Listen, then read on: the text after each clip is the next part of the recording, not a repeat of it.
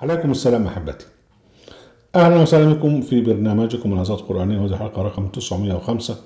ونحن طبعا لازلنا في موضوع الجذور التاريخية لحديث من رأى منكم منكرا، وعنوان هذه الحلقة الانقلاب الذي حدث بالخليفة المتوكل، السبب في نقمة الخليفة المتوكل على المعتزلة.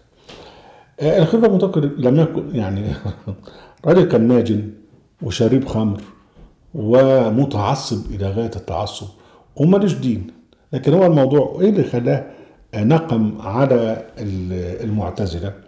المعتزلة في ذلك الوقت كانوا مسيطرين على الدولة، وكان محمد بن الزيات كان هو الوزير اللي ماسك كل حاجة في خلافة الواثق.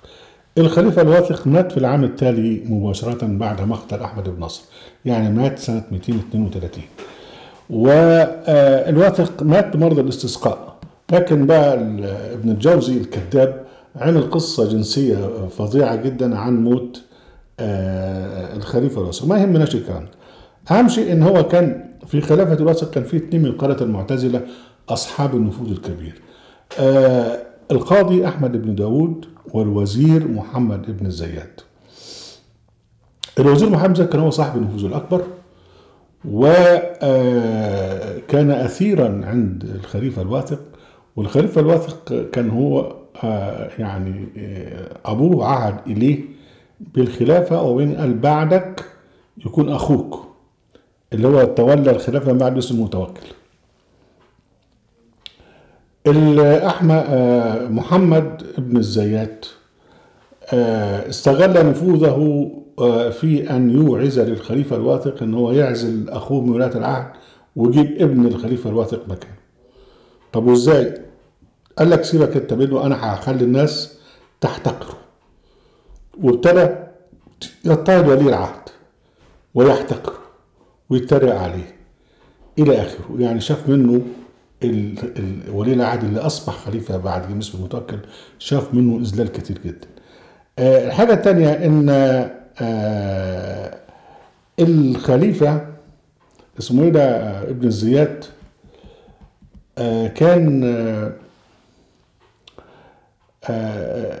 كان إنسان سادي، وكان بيعذب خصومه في حجرة اسمها التنور، حجرة حديد من جوه متبطنة بمسامير مسلحة، ويحمى عليها من الخارج بالنار، ويدفع في داخلها المسكين الضحية فيقعد يتلسع بالنار، يجي يقعد مش يلاقي إلى مسامير نار ويظل هكذا إلى أن يموت.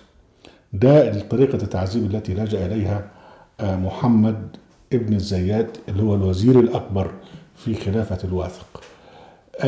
الواثق مرة واحدة مات، ويمكن يكون مات طبعا بمؤامرة، لكن مرة واحدة بقى قبل ما يعين ابنه خليفة مكان أخوه كان اسمه جعفر، مرة واحدة بقى أصبح ميت، ولابد بقى إن الناس القواد والكذا لابد أن يقيموا بقى ولي العهد الرسمي اللي هو جعفر، هو سموه بقى المتوكل.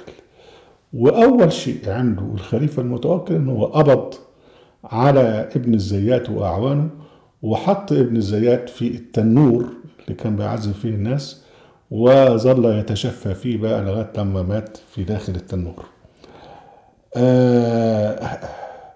أمر بالقبض عليه في 7 صفر سنة 232، وبقى بعث إلى داره فأخذ جميع ما في داره من جواري وجواهر إلى آخره. وكان بقى هو عمال بيعذب يستجير، وكان زمان هو عمال بيعذب الناس كان يقول الرحمة خور في الطبيعة ما رحمت شيئا قط. فلما وضع في التنور قال ارحموني، قالوا له وهل رحمت شيئا قط؟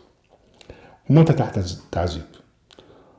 ولما مات طرح على باب وغسل وحفر عليه، ثم لم يعمق الحفرة بتاعته فالكلاب نبشته وأكلت لحمه.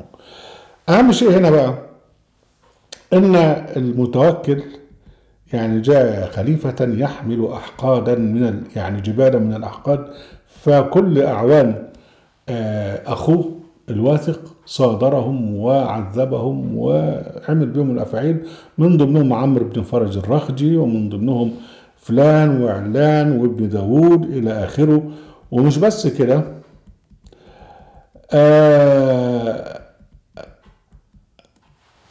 راح بقى الناس ديت اللي هو الواثق وأخوه الواثق وأبوه المعتصم وعمه المأمون، دول كلهم كانوا بقى منحازين للمعتزلة وكارهين بقى للجماعة بتوع الحديث.